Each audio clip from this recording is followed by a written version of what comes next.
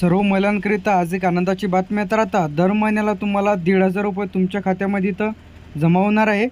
महालक्ष्मी योजना आता सुरू झालेली आहे। तर या योजनेमध्ये कोण पात्र आहे, अर्ज कशा पद्धतीने करायचा आहे याबद्दल संपूर्ण माहिती आजच्या व्हिडिओमध्ये पाहणार आहे। तर व्हिडिओला स्किप न करता शेवटपर्यंत बघा। तर फक्त महिलांनाच मोठी संधी सरकार देणार आता दर महिन्याला 1,500 रुपये।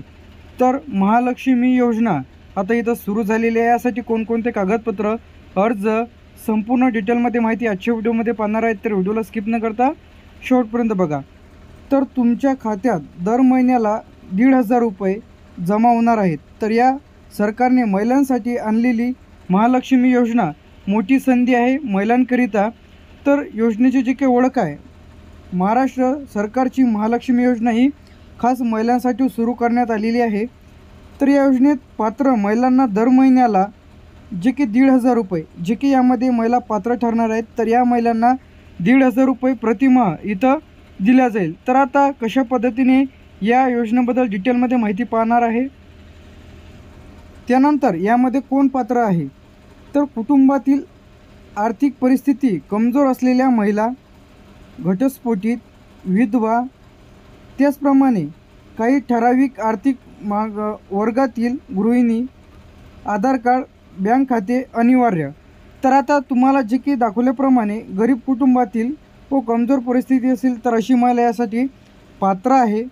त्यानंतर घटस्फोटित असेल, विधवा असेल तर अशा महिला यासाठी अर्ज करू शकता।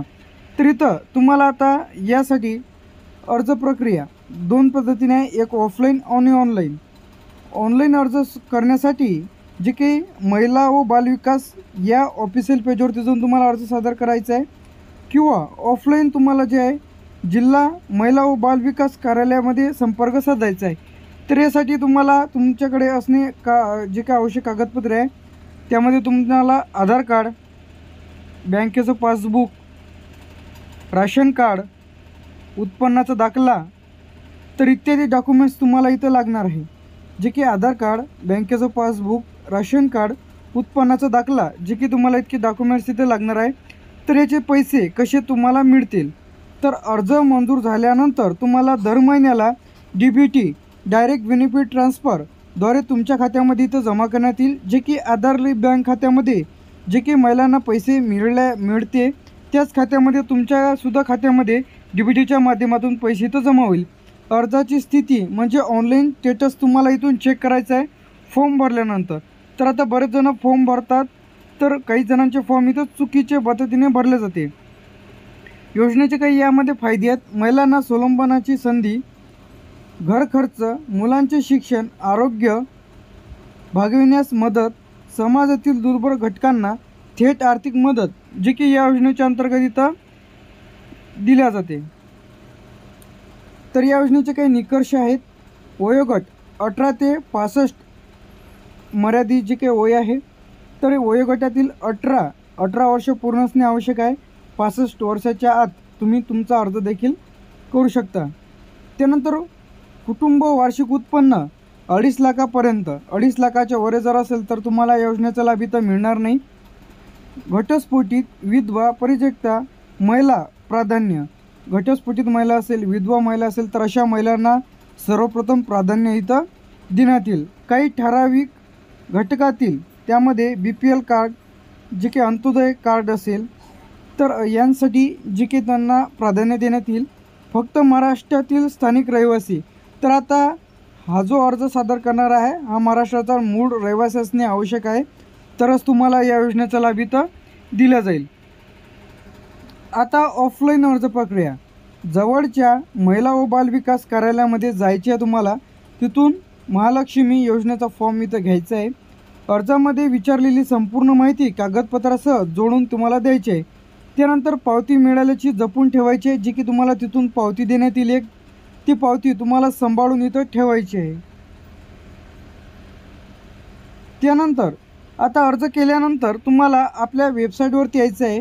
वेबसाईटवरती आल्यानंतर ॲप्लिकेशन स्टेटस तपासून घ्यायचं आहे।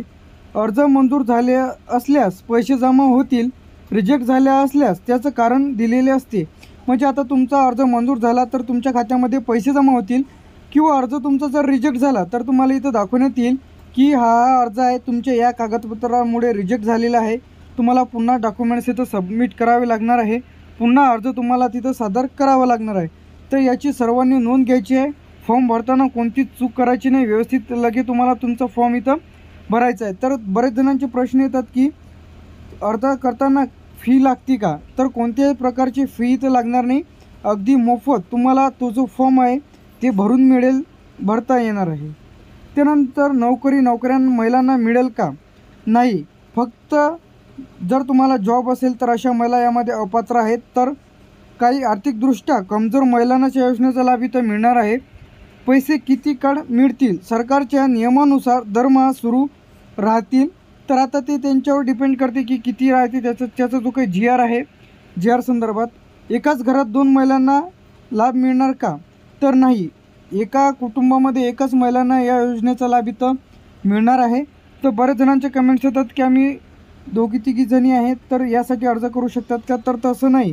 तर तुम्हाला देखील एका महिलांना 2 कुटुंबातील एका महिलांनाच यासाठी अर्ज करता येईल. घरामध्ये जर 2 महिला असेल तर यामध्ये एकच पात्र राहणार आहे. त्यानंतर जर तुम्ही पात्र असाल तर ही योजना नक्की तुमच्या उपयोगी पडणाऱ्या अर्ज करायला विसरू नका. त्यानंतर हा व्हिडिओ जास्तीत जास्त महिलांपर्यंत शेअर करा, जेणेकरून सर्वांना या योजनेचा लाभ मिळाला पाहिजे. तुम्हाला जर या योजनेचा लाभ घ्यायचा असेल किंवा लाडकी बहीण योजनेचे तुम्ही फॉर्म भरलेले असेल किंवा नवीन फॉर्म भरायचा असेल किंवा तुम्हाला लाडकी बहीण योजनेबद्दल तुमचे पैसे आलेच नसेल तर तुम्हाला काय करायला पाहिजे? त्यानंतर आता लाडकी बहिणींना EKYC करणे आवश्यक आहे. तर जर लाडकी बहीण योजनेचे तुम्हाला पैसे मिळत असेल, त्यानंतर नवीन फॉर्म भरायचा असेल किंवा तुमचे पैसे पहिले मिळत होते त्यानंतर बंद झालेले असेल तर तुम्हाला 2 कामं करायची आहेत. तुम्हीसुद्धा या योजनेचा लाभ घेऊ शकता. तर आता जे काही महालक्ष्मी योजना या योजनेचा जर तुम्हाला लाभ घ्यायचा असेल तर कमेंट बॉक्समध्ये नक्की सांगा. सर्व इकडे ही जी योजना आहे सुरू झालेली आहे, तर आजच अर्ज करा व तुम्हीसुद्धा या योजनेचा लाभ घ्या. थँक्यू.